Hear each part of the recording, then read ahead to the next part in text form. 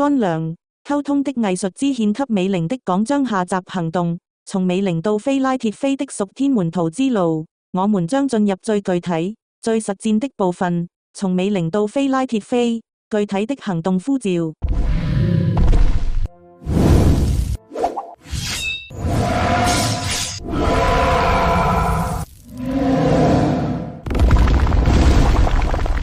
凡有耳朵的都應當聽聖靈向眾教會所說的話。啟示錄3:13引言，從看見到行動。親愛的弟兄姊妹，上一講我們一同從神的視角出發，看見了布在曠野中的見證，像以利亞在羅藤樹下被神更新，像施洗約翰在曠野中預備主的道。我們也一同被聖經中嚴肅的警告所提醒，不是所有稱呼主的人都能進天國。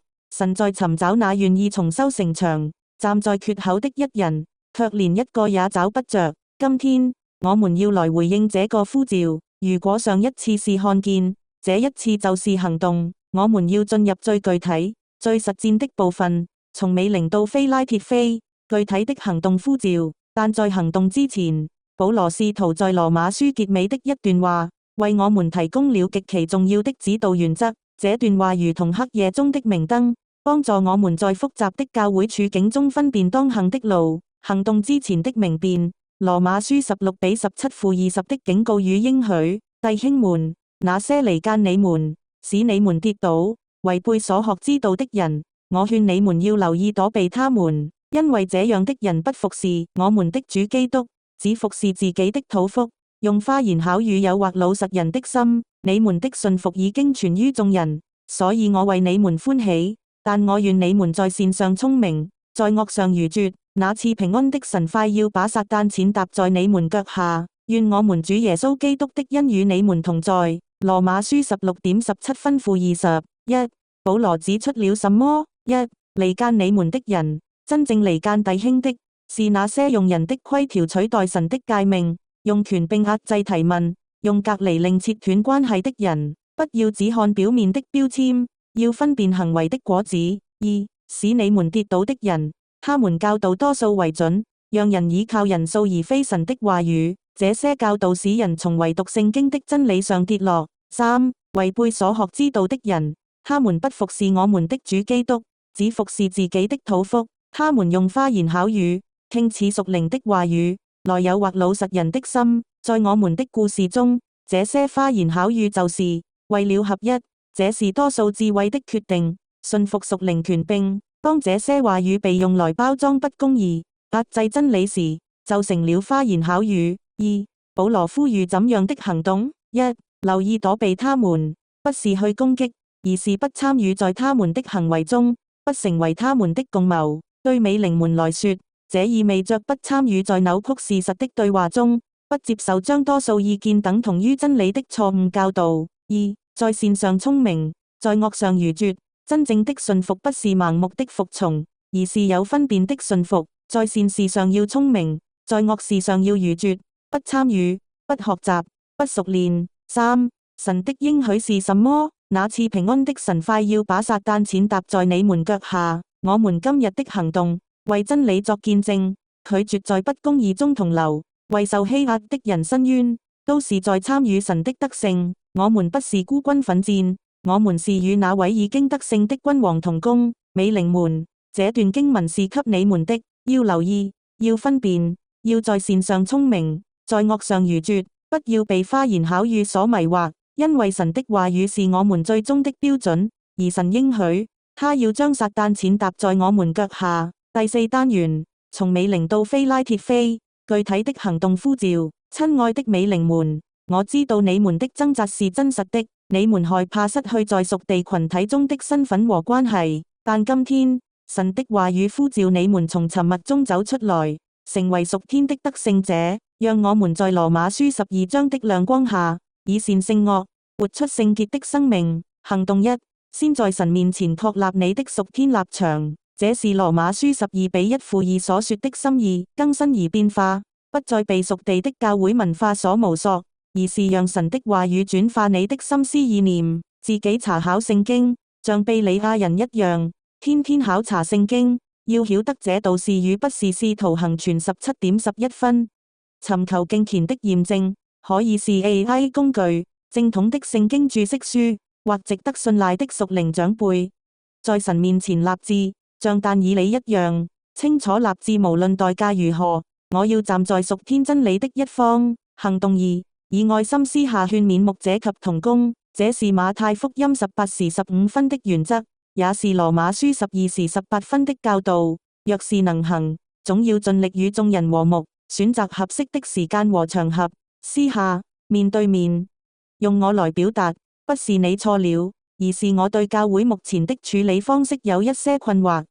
引用聖經，而非個人意見。屬天的溝通是以神的話語為中心，表達關心，而非指控。給予時間和空間，把結果交給神。繼續禱告。行動3，與其他清醒的肢體連結，彼此守望。這是羅馬書12比10-13的教導。愛弟兄，要彼此親熱，在患難中要忍耐，禱告要恆切，私下識別，留意那些在討論中沉默，但眼神中流露出困惑的肢體。小心建立信任，以禱告和分享聖經開始，而非急於組織反對派。互相代禱，建立小型禱告小組，為教會、牧者、Paul 彼此禱告。行動4，以智慧的方式公開為真理作見證，這是羅馬書12:9的原則。愛人不可虛假，惡要厭惡，善要親近。省察動機，你的發聲是出於愛，還是出於憤怒？記住羅馬書12時17分，不要以惡報惡，以真理為本。每一個論點都要有經文支持，經過嚴謹的聖經查驗。以愛心為態度，用邀請反思而非定罪控告，目標是挽回，不是摧毀。準備好承受後果，效法使徒順從神，不順從人，是應當的。使徒行傳5:29分。行動5，為報那些被不公義對待的人伸冤。羅馬書12時15分說，與哀哭的人要同哭。報正在哀哭，我們是否與他同哭？私下聯絡報，一句我在為你禱告。我知道真相不是他們所說的那樣，是極大的安慰。在教會內部糾正不實傳言，溫和但清晰地說，我們或許應該先了解完整的事實再下判斷。為報作見證，是就說是，不是就說不是。馬太福音5:37分。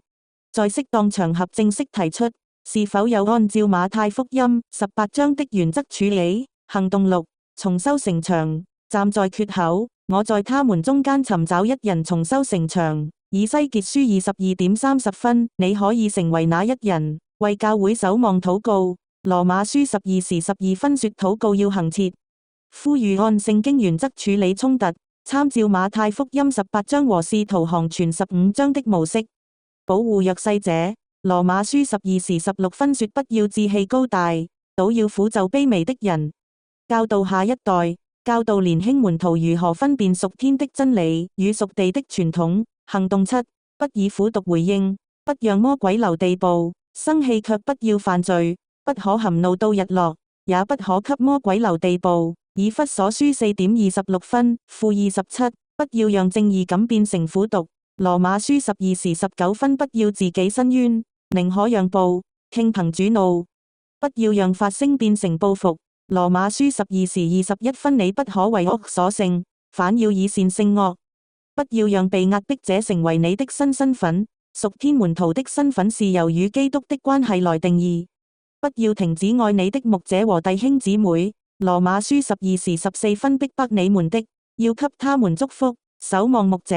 不是推翻，而是挽回。若有人偶然被過犯所勝，你們屬靈的人就當用溫柔的心把他挽回過來。加拉太書6:1，我們的目標不是要牧者下台，而是要他們悔改、回轉，從屬地的權柄觀回轉到屬天的僕人觀。結語，成為屬天的教會。凡有耳朵的都應當聽聖靈向眾教會所說的話。啟示錄3:13分。我們在地上所屬的地方教會，可能有不完全，有錯誤，我們在其中可能被誤解、被邊緣化，甚至像Paul一樣被趕走。但請記住，我們終極的身份，不是由那個地方教會來定義的，我們是屬於屬天的教會。那是基督用自己的血所買贖的，是聖潔沒有瑕疵的。以弗所書5:27回顧神在抱身上的心意，像以利亞在羅藤樹下被神更新，抱在曠野中不是被撇棄，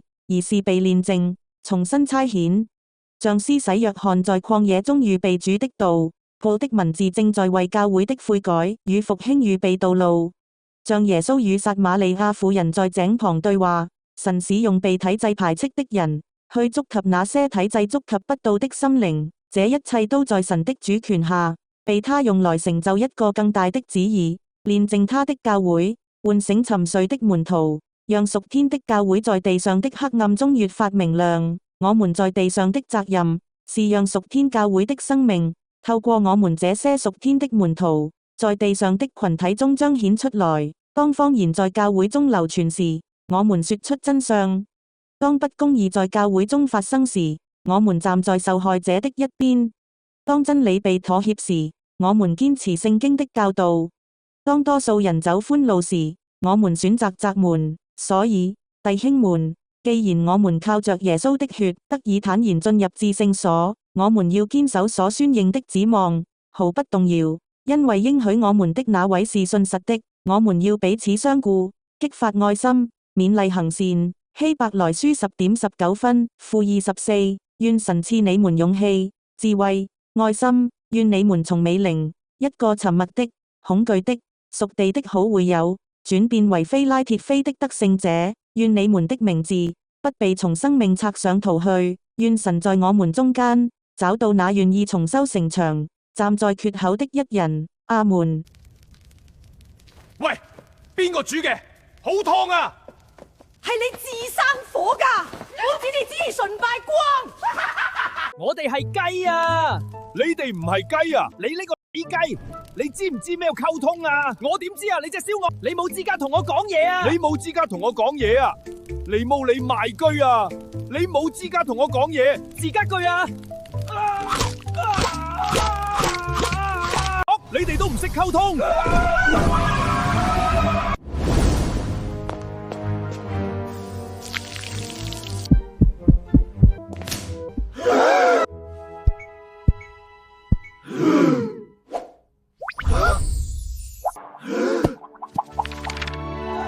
人生有個真正朋友的確好勁。